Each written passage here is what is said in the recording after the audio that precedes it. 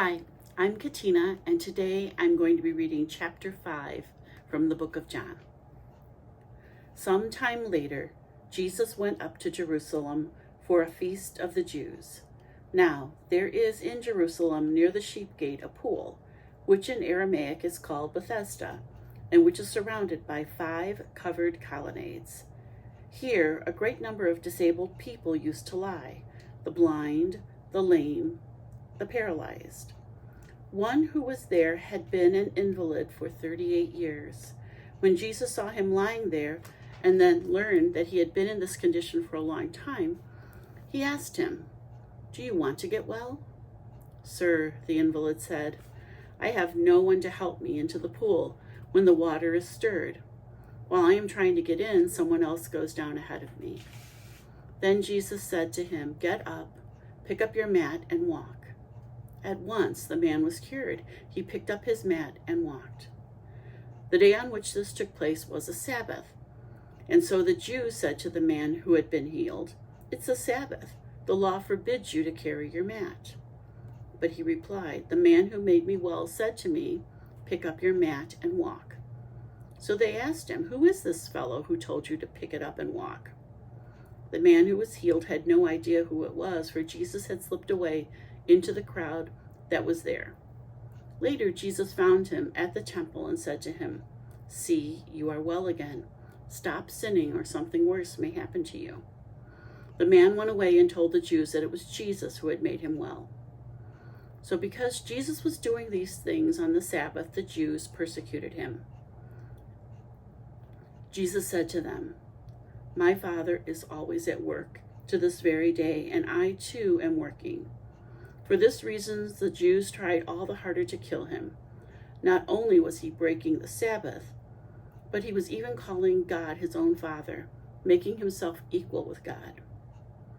Jesus gave them this answer, "I tell you the truth. The Son can do nothing by himself.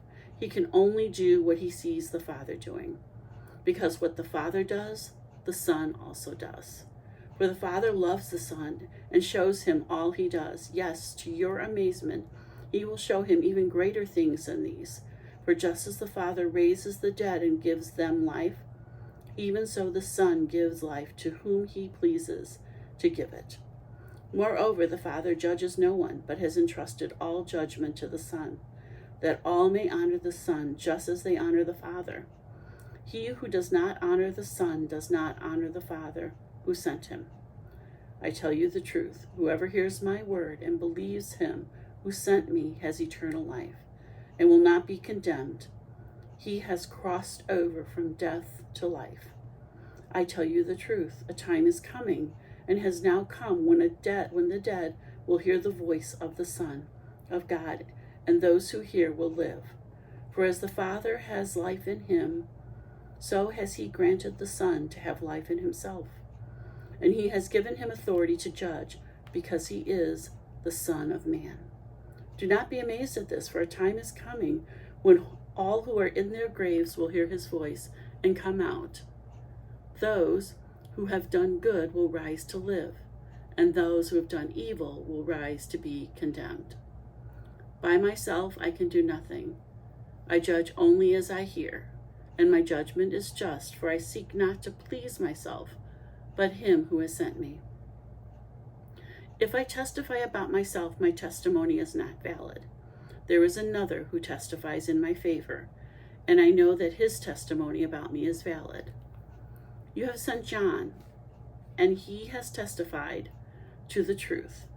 Not that I accept human testimony, but I mention it that you may be saved. John was a lamp that burned and gave light, and you chose for a time to enjoy his light. I have testimony weightier than that of John. For the very work that the Father has given me to finish, and which I am doing, testifies that the Father has sent me. And the Father who sent me has himself testified concerning me. You have never heard his voice, nor seen his form, nor does his word dwell in you, for you do not believe the one he sent. You diligently study the Scriptures because you think that by them you possess eternal life. Yet the Scriptures that testify about me yet you refuse to come to me to have life. I do not accept praise from men, but I know you. I know that you do not have the love of God in your hearts. I have come in my Father's name, and you do not accept me. But if someone else comes in his own name, you will accept him. How can you believe if you accept praise from one another, yet make no effort to obtain the praise that comes from the only God? But you do not think I accuse you before the Father. Your accuser is Moses, on whom your hopes are set. If you believed Moses, you would believe me, for he wrote about me. But since you do not believe what he wrote, how are you going to believe what I say? Chapter 5 from the book of John.